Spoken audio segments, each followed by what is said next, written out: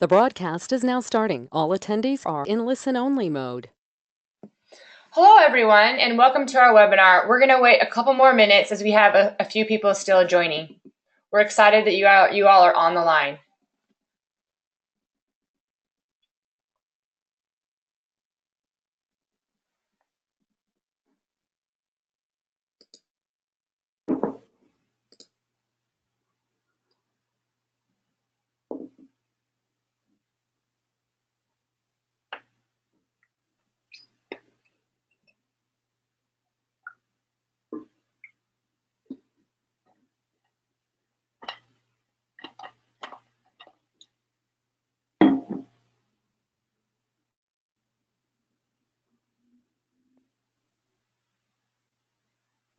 All right, we're going to go ahead and get started.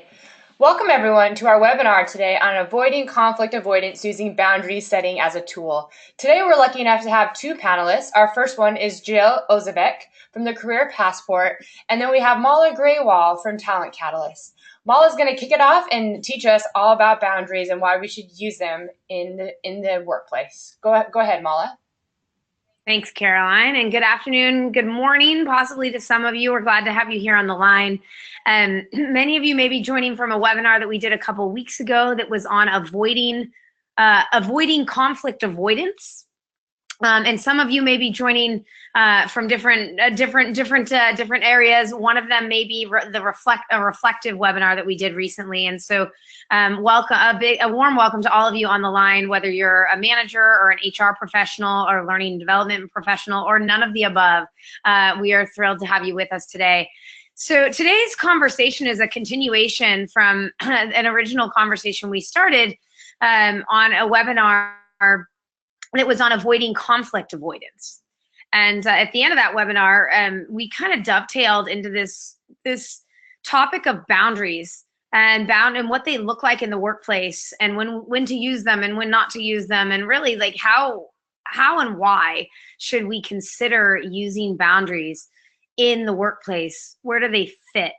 So we're going to spend our time today talking about setting boundaries and enforcing boundaries and really walking through the why and the how. So I'm thrilled to be presenting with Jill here today. I'll introduce myself and then I'll hand it over to Jill to introduce herself, but I'm the founder of a company called Talent Catalyst. So we're a training and development company, leadership development. So we primarily work with managers, specifically new managers who are looking to learn basic management skills, perhaps work on multi-generational teams or intergenerational teams, and then those managers who are really looking to help their teams or to within themselves really map out their careers and navigate those careers and take accountability to do that. So we do workshops, keynotes, and coaching services. Jill, how about yourself? Hi, thanks, Mala. The Career Passport, we are a career coaching advisory firm, and what we do is we focus on individual coaching in both the career change and career development realms, and leadership coaching, as well as new manager training as well. So we kind of run the gamut, taking a coaching angle with a consulting bent to that. So we do take our expertise from running teams in our corporate environments of yesteryear and applying the coaching lens that we do so well. So we're really excited to be here and be presenting with Talent Catalyst. Perfect, thank you. And so as you can see, our services go hand in hand and we enjoy working together. But the purpose of today for us is we want to speak to those of you in the audience. We want to speak to you, those of you who are HR leaders, those of you who are learning and development leaders, and anyone else on the line, to really understand, like, what's my role if I'm a manager of managers with relationship to boundaries, or if I'm a manager of direct reports, what's my role in leading high performance, or what we call at Talent Catalyst, outrageously productive teams. We found that with all of these requests and desires we get from clients, we find that boundaries plays a role in all the requests we get, whether it's high performing teams or building more trust and accountability, or learning how to increase engagement, increase motivation, all these things. So today we're going to talk about defining boundaries and the why behind them. We're going to learn how boundaries can help you avoid conflict avoidance. We're going to talk about exploring the intersection of conflict at work and boundary setting. We're going to go into the key components of boundary setting and define what those are. And then last but not least, we're going to take you through specific scenarios, 4 specifically, and approaches that we can use to face the conflict that many of us find ourselves in, whether we planned it or not. So defining boundaries, we'll get grounded here. We say that boundaries are the following. What are they? Boundaries are guidelines, structures, or limits to identify reasonable, safe, and permissible ways for other people to behave, and how an individual or team will respond when someone passes those limits. And a simpler way to think about boundaries, especially in a team context, in the leadership managerial context, is we say that boundaries, hold on, we're clicking here. Yep, in other words, boundaries, really, we think of boundaries as how you structure a team. So if I'm a manager, how I structure a team so that I can lead the team and others can be efficient and productive in their work. If I'm a manager of managers, it's how I can structure my team so that I can lead and help my managers do the same. Okay, so moving on here. Why are they needed at work? These are all research. This is great research to find and reference, but boundaries are playing more and more of a role at work than they ever have before, and there's some key reasons why. Number one is boundaries can help us identify and understand our own personal limits or our own personal behaviors that make work for us. Number two, boundaries can help us understand our assignments and who to report to for them. They can help us maintain focus on our individual tasks. They can help clarify what our responsibility is and what another's is. They can preserve our energy, our physical energy, our emotional energy. They can help us be more productive. Boundaries can help us stay focused on ourselves, to live our own values, to live our standards in the workplace, and live the organizational values as well. Boundaries can help create a sense of comfort and a culture of ease, a culture of clarity, a culture of understanding, not a culture that doesn't do work, but a culture that's natural and more innate to be in. And last but not least, I think this is a critical reason why boundaries can make a difference for those of you on the webinar today, is they can allow the workplace to function really adequately, even with limited supervision. And we're going to go into this a little bit later in the webinar, but this whole idea of really high functioning teams, high functioning cultures with limited managerial supervision. And that's kind of everyone's dream when you think about it that way. Overall, if we look at all these bullets, boundaries make better work, and we'll talk about that. Next question here with relationship to boundaries is, what happens when they're not set? What does that look like? It looks like quite a bit. Number one, lack of clarity and direction. Without boundaries, there's confusion in the ranks. There's toxic cultures, and these cultures demotivate people. They stifle performance. We think about this from a brain perspective is when we call it brain shutdowns, and we know what that feels like. All right, let's keep going through these. What happens when they are not set? Lack of strong company identity and high performing cultures and teams. And we'll just go through these last ones quickly here. What happens? Disconnection, fragmentation among departments, among teams, among business units. Activity. We see a lot of activity going on when there aren't boundaries set, but we know that activity isn't valuable unless it's generating a result. Right. A couple more. What happens when they're not set? We get organizational pessimism. We get powerlessness. Nobody wakes up on a Monday looking to feel that. And last but not least, there's a lack of accountability and a lack of high performing teams. They may be high activity teams, but are they high result generating teams? And our research has said not so much. Okay. And then finally, trust and respect breakdowns. All right, Jill, I'll let you take this. Great. I'll just say next sort of thing when we are at the next slide. So why don't we set boundaries? Next. We don't know how. So it's not something taught in our culture, in our schools. There's no there's no part of the employee handbook that's like, here's the boundary setting aspect of it. So when left to choosing between get your work done and set boundaries or do something you don't know how to do, we err on the thing that we know how to do, which is our core job. Next. We don't know they're necessary. So people, we often forget that people have the oftentimes the opposite viewpoint that we do as to how things are going. So we think everyone works in the same or similar way that we do, and that's just not the case. So it's kind of a wake-up call for a lot of us when that happens. And speaking from experience, when I was a manager of direct reports and a manager of managers at my past post, I had that wake-up call early in my career to realize, oh, my colleagues and I get along great, but we don't function the same way at all. And unless we learn to come to terms with that and understand what that's like, some of those things that Mala was just talking about were bound to happen. Go ahead, next. We don't know they're allowed. So one of the things that happens here is if there's not a culture of setting boundaries, which Mala touched upon earlier, we want to fit in with the culture, right? So we don't see other managers making boundaries. Or setting boundaries, following boundaries, implementing them for their teams. We tend to follow and do the same because we want to fit in with those other managers. So when left to like, oh, can I do this? Am I confident to do this? Is this something that's like, kosher in the corporate environment? We tend to say no or ignore it or keep moving on. So we don't actually think they're allowed. Go ahead, next. We don't see any reason to set them yet because we're not in conflict yet. So a lot of times boundaries are seen as things that we do after the fact, which when we get to one of the scenarios in a little bit, we'll talk about why boundary setting pre-conflict is super important, not this traditional way we look at it where it's like, oh, I'll wait till something goes wrong and then I'll go try to insert myself or my boundary in there. It's really the other way around, and we don't view it that way. Last one, I think.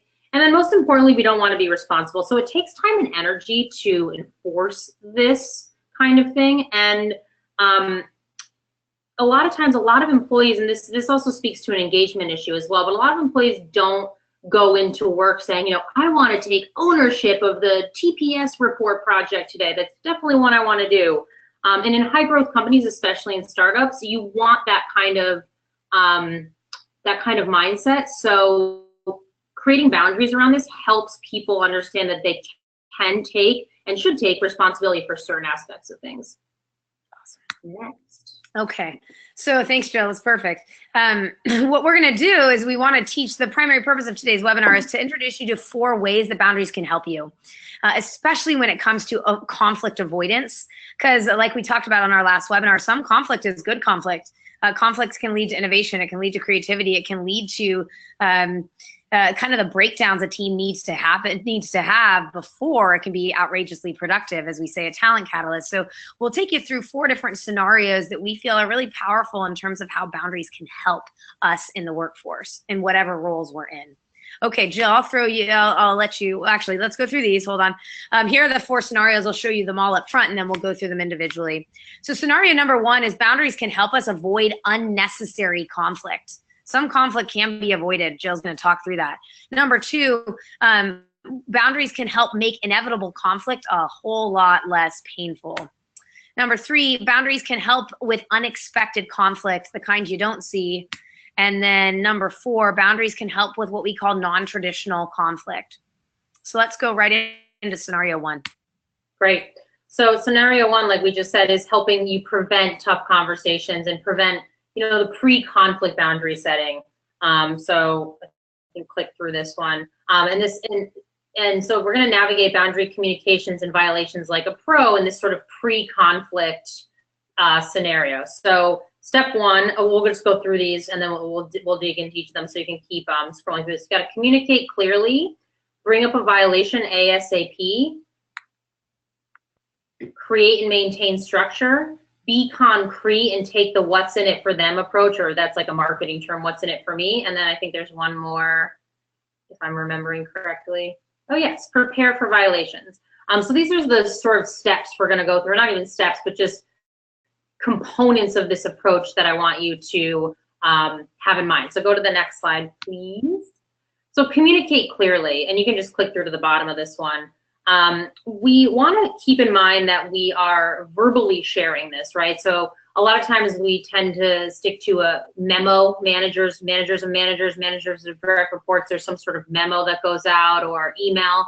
Verbally sharing this is going to be really powerful, especially because you can't gauge people's interpretations of tone and things like that. And also you can't gauge whether or not they're really understanding what the actual communication or boundary is. You're going to need to repeat as needed. Know that you're going to need to repeat this several times in several different settings, and that's actually completely normal. The thing you want to avoid is sounding like you've talked about this so many times before. You want to kind of keep that annoyance tone out of your voice, but you want to repeat as needed. And so an example that I have here is, there's an example. So someone in your registration form said that one of your challenges was about a colleague that continues to push back and try to get their way. So this could be a great example here where you set up a one-to-one face-to-face meeting to dig in to why they're pushing for something that's already been decided, for example. And you can say something like, you know, Sally, I noticed you're continuing to push for option A, even though we decided on option B. Can you tell me a little bit more as to why, so I can understand? And then you can use that context to restate the boundaries in their context and their terms. And then the other thing I would mention here, which is tangentially related, but also really important for the communicate clearly bucket, and another aspect of things that come up, is really determine ahead of time with your team or your managers what constitutes an emergency. So I can't tell you how many corporate environments I've been in where it's like the building's on fire. It's like we just need to review some email copy again, and it's not really like the building's on fire. So really determining ahead of time what constitutes an emergency, and you can do that by really digging in with your direct reports, or in some of your cases, your managers that you're managing, and help understand what goes into their day and what sort of tasks and job responsibilities come up, and then really determine what aspects of each of those things would be an emergency and what might not be. And it might sound like that's a lot of upfront work, and yes, it is of course a little bit of upfront work, but then once you have this set into place, it really becomes, like Mala alluded to earlier, more like a well-functioning, a well-oiled machine, a good culture, good work gets done. Go to the next slide. So that's a violation. It's important to call out violations to boundaries ASAP. And again, we're talking pre-conflict. This isn't like a performance review or anything, you know, performance improvement plan or anything like that.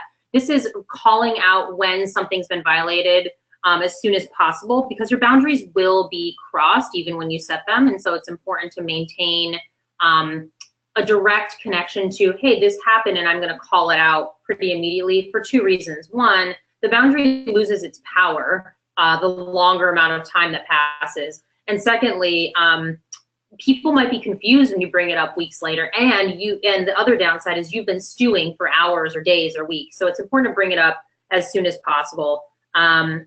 And I'm looking at the example I wrote down from your registration forms, and a great example here from one of you is when you're engaging with a non-empathetic listener. So a few of you mentioned that was a big challenge for you. And so let's say, and I don't know your exact scenario, and we can talk about it in the Q&A if you'd like, but let's say that your conversation buddy has their phone out throughout your meeting, and you're not quite sure that they're grasping like what is being decided and discussed. And so they're not empathetic, they're just yesing you to death, they're kind of scrolling and multitasking. You can say something like, you know, I'm concerned you're not on board because you're multitasking, so how about we both put our phones away and really rehash like what we should be talking about here, and dig into it a little bit. So you're calling them out on it a little bit gently, and then if it's a repeat offense, there's a different way to say it that's a little bit more not harsh, but direct and in your face about it. All right, next slide. Okay, we're gonna focus on the concrete. This one is one of my favorite things to talk about, and it's a lesson I learned really the hard way back in my corporate America days. We wanna get into practical business terms before we have the conversation, and I recommend here writing it out. And other components of this are to be practicing empathy and posing a concrete question. So I have an example on the next slide. So imagine that your boss, which happens a lot, you have a project that's on your plate, it's due in a certain time, and it needs certain things done with it. And your boss or someone else comes to you and says, okay, project B needs to be done at the exact same time, and all these other components need to be involved in it. You know that it's impossible to do both at the same time. So your boundary of that is being crossed, right? So here is a script, an example script that you can use when you're managing up or sideways or down or whatever it might be, that I've written out here for you that you can take a screenshot of, or you'll have the presentation afterwards. So the deliverable to the client will be missing whatever the key component is. If I'm being moved to work on this new priority, I understand your request because I know it's important, etc. Practicing empathy, like I mentioned on the last slide. So since both will suffer if I work on both simultaneously, which do you prefer me to work on? So that's the concrete question component in the previous slide.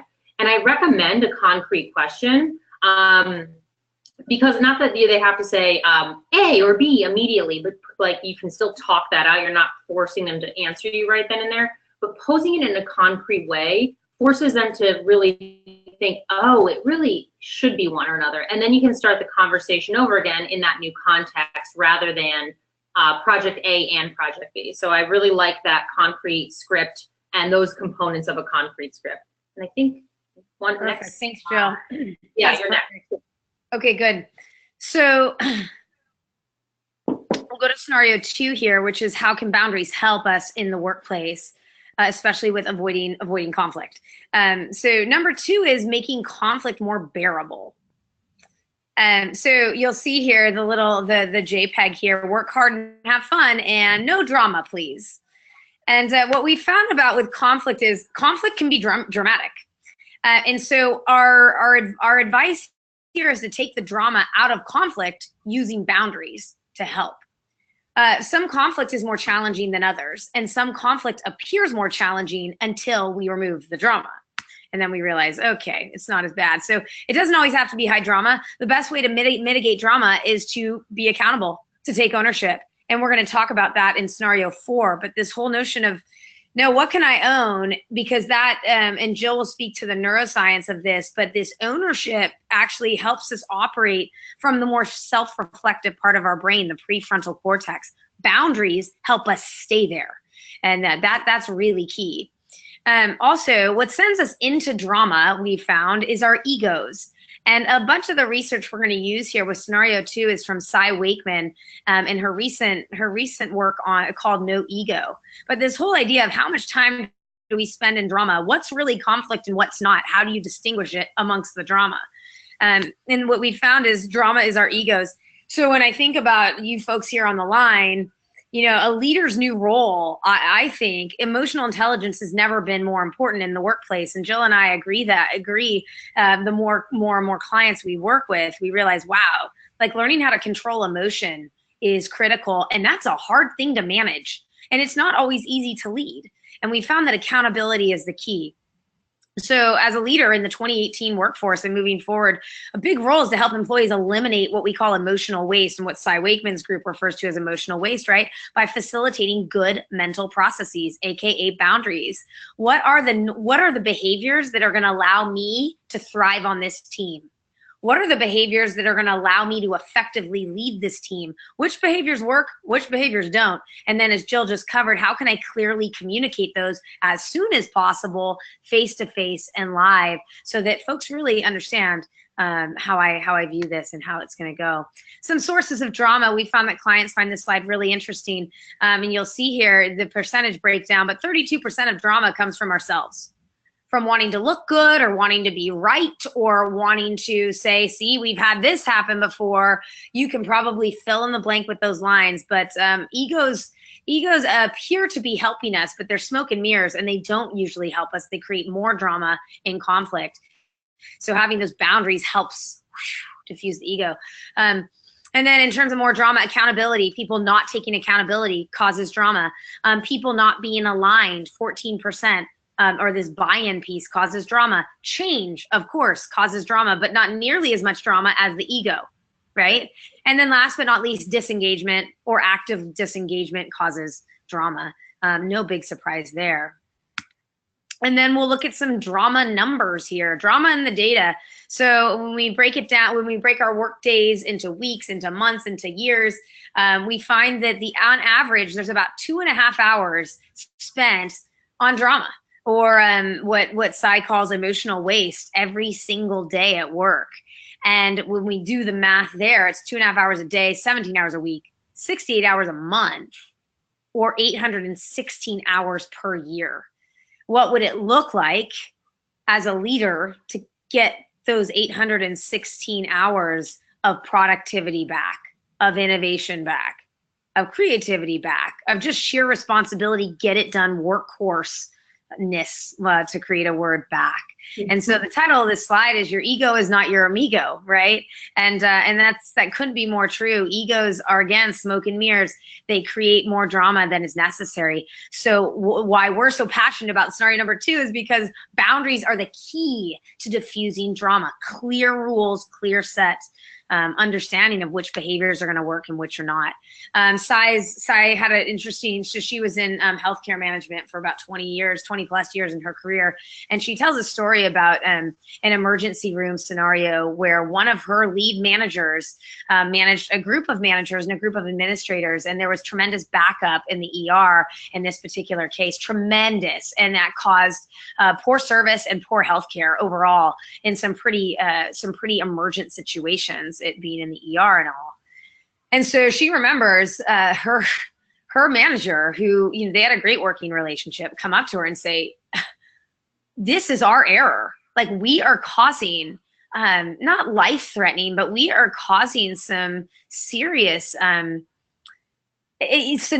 neglect to patients who deserve it. And this is our error, and this is an administrative error. And I've got a team of managers, and some of them are clearly seeing it the way I am, but a lot of them aren't taking responsibility for it. In fact, they're putting the blame on the patients, and it's not the patients." And so you can see the ego flaring up here. And again, they have a good relationship, Sai and this manager. And Sai, I remember she told this story where she pauses this manager about 3 to 4 minutes in, because she knows what's coming down the pipe. And she says, "You know, I'm going to pause you for a second. I trust you. I have a question." And the question is really simple. What would great look like in this scenario? What would great look like? What would that be? And what proceeded to happen is this manager spent the next 15 minutes talking about what great would look like and really solving her own problem. And of course, this couldn't be done overnight, but it got farther than it would have had Sai just given her the answers, right? And then so Sai listened and went, "Okay, it looks like you know how to solve this. Go be great. Go out and be great." And that's what the manager did. And so she switched from, you know, this reptilian part of her brain to this prefrontal cortex and really self-reflected and solved it on her own. And that's significant in terms of a boundary. A boundary was a question in this case. A boundary was, we don't vent for more than 5 minutes on our team.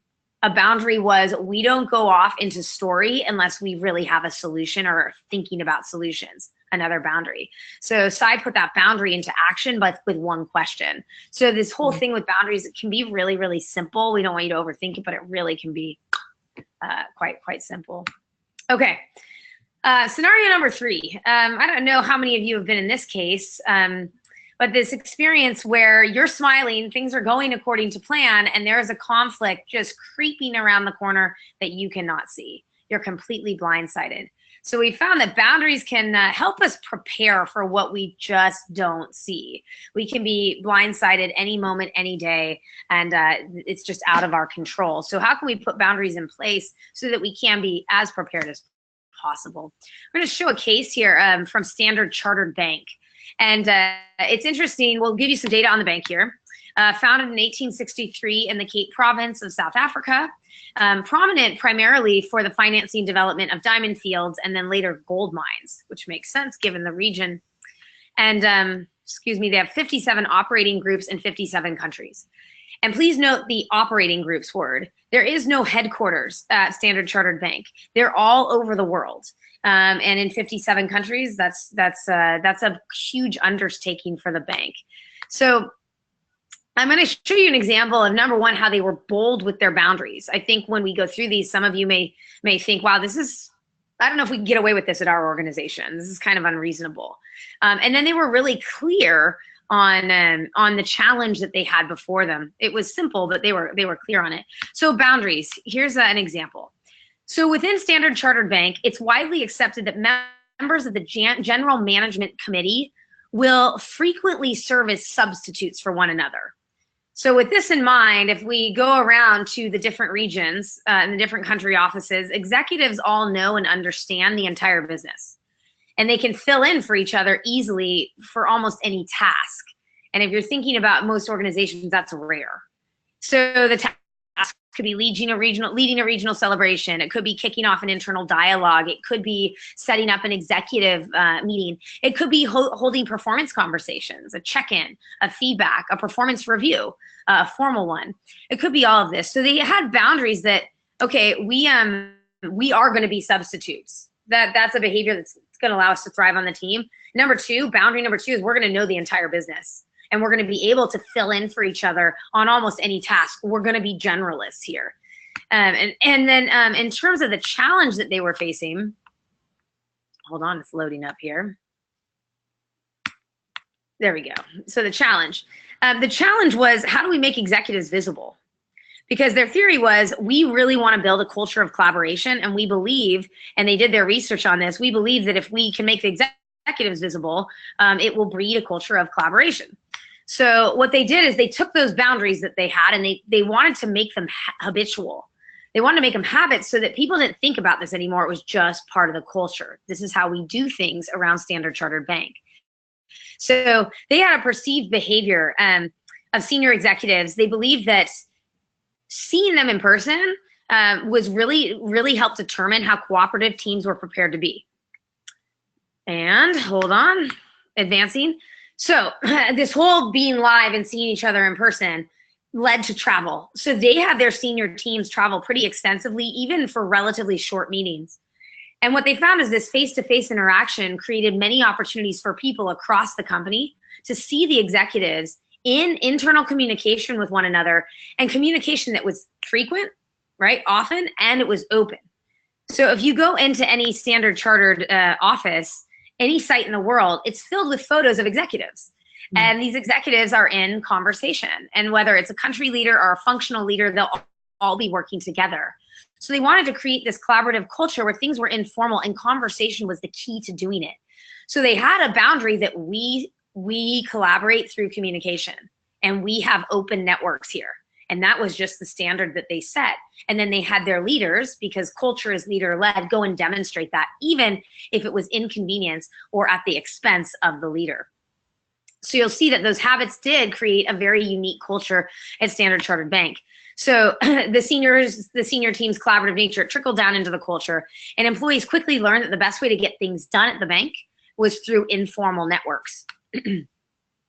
And here's an example of how that would play out in a scenario. So when a major program launched to introduce a new customer-facing technology, the team responsible had an almost uncanny ability to understand who the key stakeholders at each branch were, how to best approach them, including knowing their first names.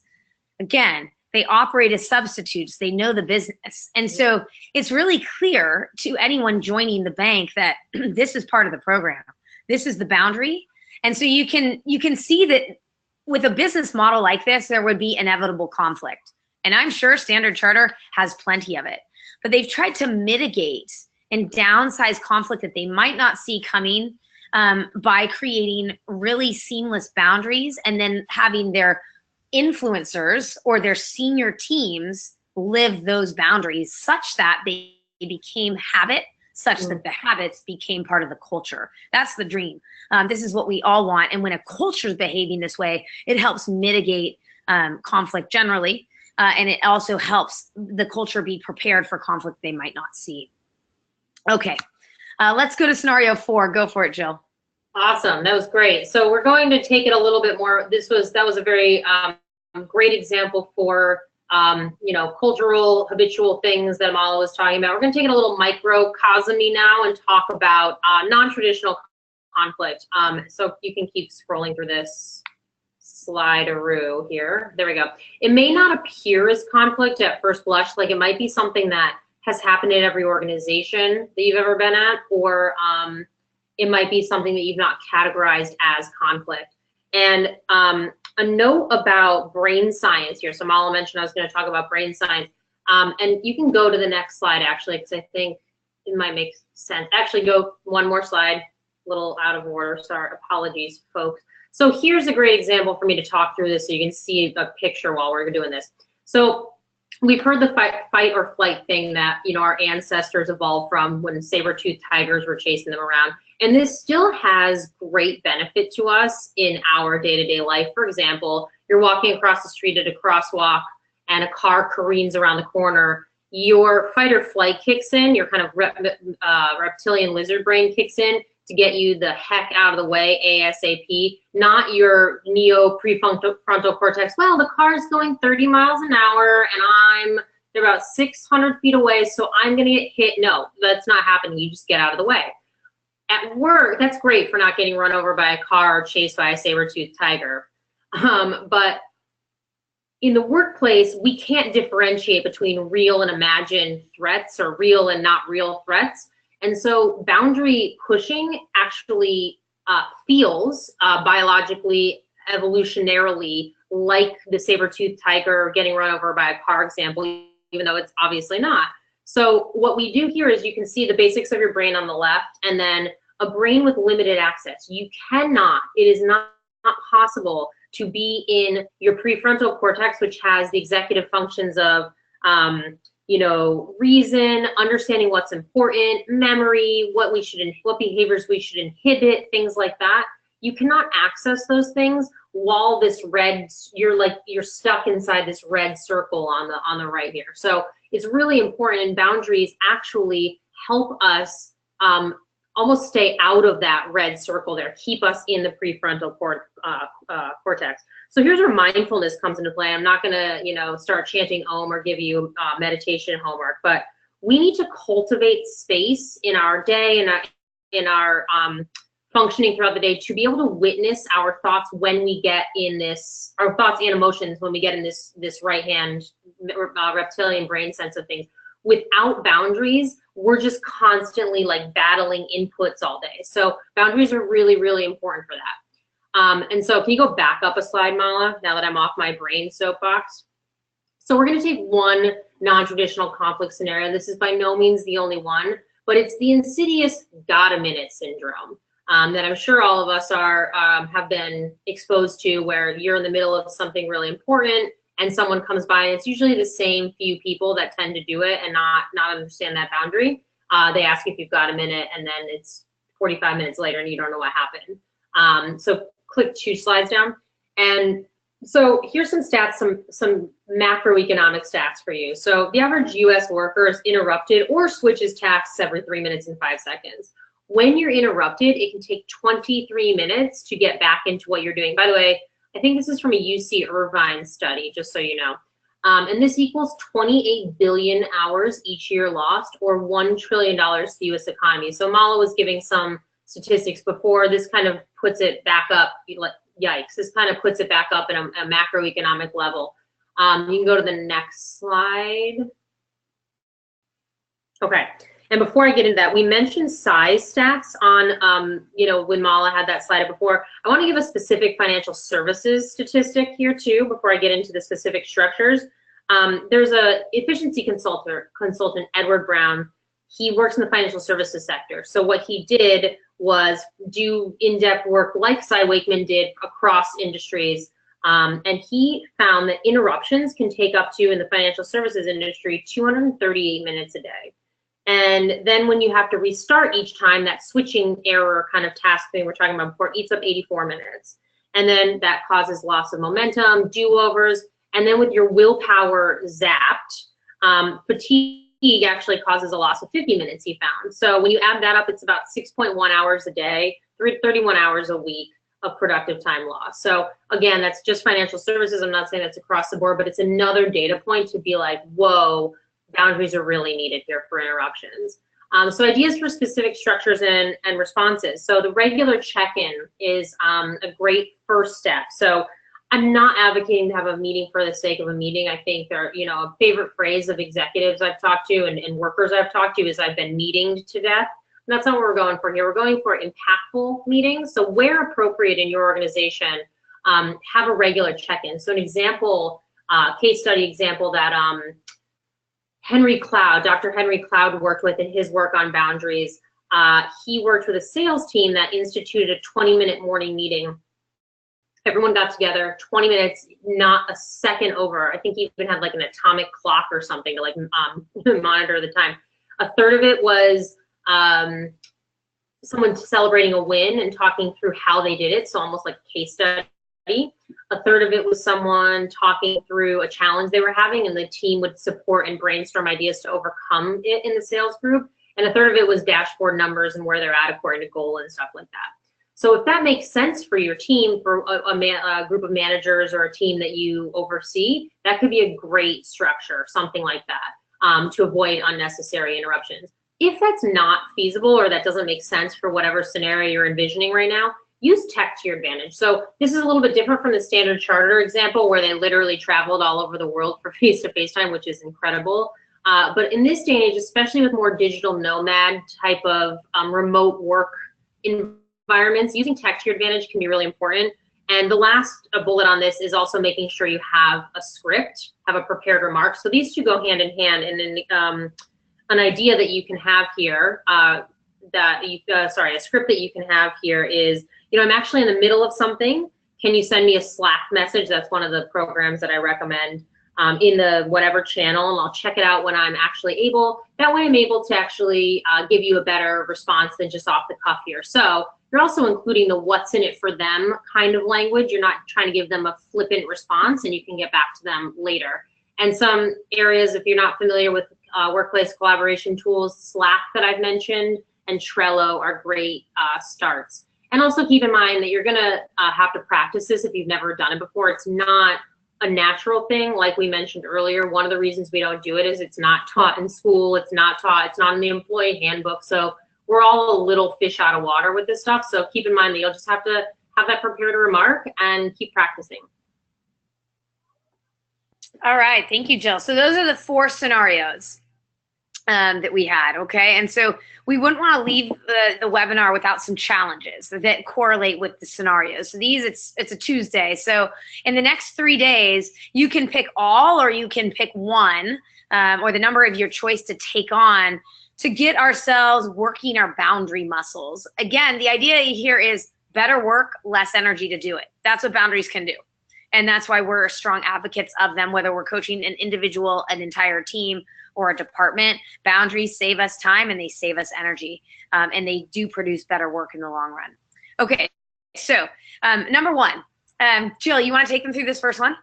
Yeah, so this is the concrete question one that I got so excited about earlier. We want you to pose a concrete question when enforcing a boundary. So this one would be relevant if you have an extra priority put on your plate and someone says these, you say, well, I already have the priority A, and they say, well, this is also priority. So you say, well, I can't do both. Instead of saying, oh, it's too much, and going into your lizard brain that we were talking about before of like, oh, it's too much, I'm overworked, I can't believe we're doing this. Posing that concrete question that we talked about to getting someone to help them understand that you can only have one priority when it comes to the project. Perfect, thank you. Okay, so that's challenge number 1, concrete question, try one of them on. Number 2, back to this ego conversation. I want you to observe this week, or invite you, I should say, to keep a list of situations where you get triggered. And you get triggered from this prefrontal cortex back into the lizard part of your brain. It will happen multiple times a day. It may happen with the same individual. It may happen with different individuals or no individuals at all. It could be just a project or the rhythm or a process that you just get bothered by. So you don't need to do anything about it this week, but keep a list of situations that kick you in to ego and kick you into drama mode. And then the next step would be, okay, like what boundary do I need to put in place so that this doesn't keep happening to me and I can have more control over the situation? All right, weekly challenge number 3 is answer these 2 questions. Number 1, what boundaries exist in your organizational culture that enable it to deliver results? A boundary could be a process that's in place. A boundary could be a lack of process that's in place. A boundary might be an open door policy. A boundary might be a closed door policy. You tell me. But what culturally do you find has been put in place over time to make something run more efficiently and more effectively? And the word to use there would be a boundary. You could also do this for a team, right? You could do this for a partnership. It doesn't have to be the company overall, but whatever feels most natural to you. And then the second question is, what areas, departments, maybe managers could benefit from boundaries to help them or help it deliver results? and it might be yourself. I'm assuming that a lot of you on the line, it may be. I have boundaries. I've been working on boundaries for the past couple of years as a manager and as a leader to make my teams, my partnerships run more effectively. I find that they save me time, they save me energy, and overall, much better work. Okay, and Jill, number 4 here. So develop your response to the "got a minute" syndrome. Write it down. So, think about the last time, maybe it was right before you hopped on this call, when someone said "got a minute," and then 42 minutes of your life was gone. You don't know what happened to it. So develop your response. I gave you a script. Write it down and just practice it. So the next time, commit to the next time someone, tries to encroach when you are doing deep work, try it on for size and see how it goes. Perfect. Thanks, Jill. All right. So we want to leave you with a free offer. So check your inboxes after this webinar concludes. The first 10 respondents to the email will receive a free 30-minute coaching session on how to do this, how to set effective boundaries. It could be for yourself. It could be for a team. It could be for your managers. For whoever it is, we're happy to have a conversation with you for 30 minutes about tools, tips, techniques that we've seen be very, very successful at all levels of an organization to make boundary setting a habit and a practice. So we're excited to have these conversations with you. And then last but not least, we'd love to keep in touch with you if you have a desire to do so. So how you can do this is you can email us and let us know what insights you gained from your weekly challenges Wednesday through Friday, or you can start them today. Here is Jill's contact information. Here is my contact information. Also, if it makes sense for you, book us with your team, or book us with yourself or your organization at large. We custom design our workshops and our deliveries to fit the key business results that you're accountable to deliver. So we do this in the form of workshops, like we mentioned, half day, full day, virtual. We do this in the form of keynotes. So you might be having a retreat coming up this summer or an offsite. That's usually where we deliver those. And then coaching services, of course. Both Jill and I do one-on-one individual coaching, executive coaching. We also do team coaching. So if that's of interest, please reach out. And the last thing that we'd like to offer to you is we run a series of motivation or engagement assessments so that you can gather data about what boundaries might really work for your team. Instead of making the assumptions or feeling it out, we'll actually give you data. And we're happy to, if you email us, we can give you a code and you can try that on. So with that said, we are concluding today's webinar. Thank you for joining us. We will stay on the line to answer any questions that folks may have. And have a great week, everybody. Thanks for joining us. Yeah, thank you. If you have any questions, please put them in the chat box below, and the email will be sent out 1 hour after the webinar. Thank you, Caroline.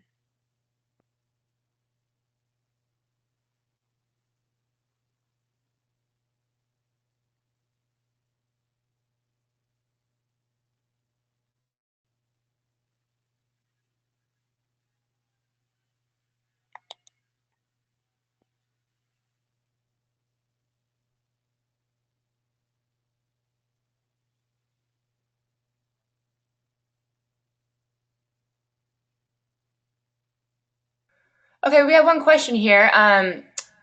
How do you deal with a culture in senior management where boundaries are not respected? Either you're pulled into meetings, you have ad hoc things come up, or it's an emotionally charged environment, and you're ordered to know that meetings can be too rigid at times. Thanks, Caroline. Okay, I see that in the chat box. Hold on one second. Okay, so let me reiterate this question. So how would you deal with a culture in senior management, with senior management where boundaries aren't respected? So you get pulled into meetings on their whim, their schedule, ad hoc, emotionally charged environments. So, okay, so this is challenging. Sorry that you're dealing with this, because I've been in this before. I've also been in environments where things just aren't structured at all. So there aren't many boundaries even set. So one thing, and Jill, feel free to chime in here. One thing that I found to be effective in this situation is to create the boundaries that work for you in your head. You don't need to deliver the boundaries yet, but be really clear on what kind of boundaries you need to do your best work. I found that usually, well, there's two tendencies. Tendency one is employees will complain that the boundaries of leaders don't work for them, but they don't have their own boundaries written down. So that's step one, is get clear on what you need to do your best work. Step two is when you're going to have a conversation, when it makes sense, keep the conversation completely focused on results and your work. So in order to deliver like the following results, here's why it works so well on Project Z. Because I had time to work on it from 9 to noon every day. We had 2 to 3 meetings about this, et cetera, so that you can, it's not about you and it's not about that leader. It's about what kind of behavior and what kind of environment you are in to get the best results that you can get. This probably won't be an easy conversation, but you can be prepared for it, and that will help mitigate the drama level. Jill, any thoughts on it?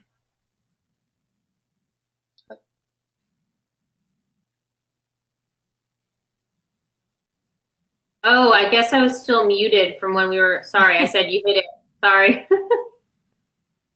It's okay, did we cover that?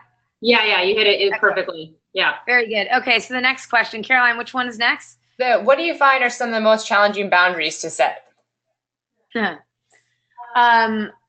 do you want to field this one, or yeah. do you want me to speak? Go Yeah, ahead. I mean, I can off it a little bit. I think that's going to be really personal to your personality and background and what you've tried to set in the past. So I don't know how correct or accurate my answer will be for you, whoever asked this specifically. But I have tended to find in my work that setting the kind of stuff we were talking about the last question, like setting boundaries with senior management or managing up for boundaries, tends to be the hardest for people. And at the same time, I have also found that if you're working cross-functionally across departments in like a matrixed organization, when they, like your counterpart, like you're on the product team and you have a marketing person, for example, and they have their own manager with their own style and their own boundaries, and you have yours, it's kind of like a little siloed effect, that can be quite challenging as well. So for an example in my past work was, you know, I was a manager of product manager of direct reports. And I had a very strong boundary for not immediately responding to everything because it was interrupting like the really deep work we needed to do as product managers and producers. And the marketing team did not have that a lot of times. And so their thing was to respond immediately to like, you know, email copy that needed to go out to market the product, for example. And so we would be pulled in pretty constantly, or my team would be pulled in pretty constantly to those kinds of situations because that manager didn't have that boundary, and then my team felt like they had to respond right away, and that whole thing caused a whole challenge. So I would say managing up kind of boundaries and then managing across like a matrixed organization. It looks like we have another question. What can we do when we have set boundaries, but they are repeatedly not respected by our manager or your manager? Very frustrating. Yeah. Yeah, very frustrating. I think, okay, so you have set boundaries as an individual, but they're repeatedly not respected by your manager. So a couple of thoughts on that. Number one is, instead of assuming that we don't know why, can a conversation, is the manager aware that they're disrespecting them? Are they aware that that's repeated behavior? Is it intentional or unintentional? I'm hoping it's unintentional. If it is unintentional, on your own, before you have that conversation with them, is there a way that you can come up with ways that might make it easier for them to respect your boundaries, or ways that might make your boundaries more transparent to them so that they can choose to honor them? We found that those two things can be effective.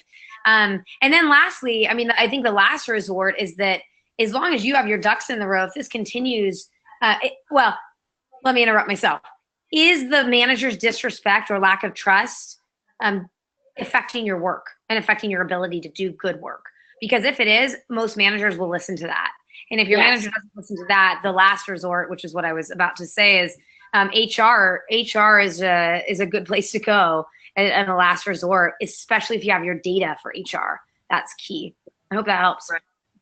Okay. Yeah, I would agree with that. I mean, I would say what we were talking about during the webinar, the putting it in terms of what's in it for them is really important. So really understanding and logging. Maybe it takes a week or two of you logging, like whatever it is, how much time was lost by these interruptions or whatever the situation you might be dealing with is. And then you can go to your manager and you can be like, I mentioned that this is really important to me, this boundary ABC, and it's not been working out for me. And actually, I have further data, like I can tell you more about that. And you can be like, I've lost X hours, this was late to the client, whatever it might be. And then work with them to co-create. That's the other really important thing.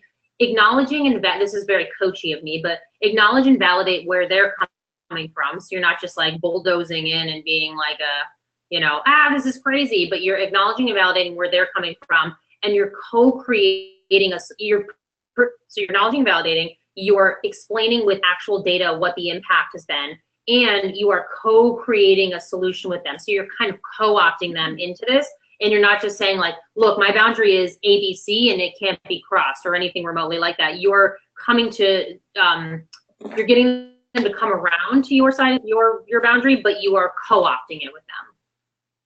And so, you're creating unified, you want to create this, that's the dream, right? Unified boundaries.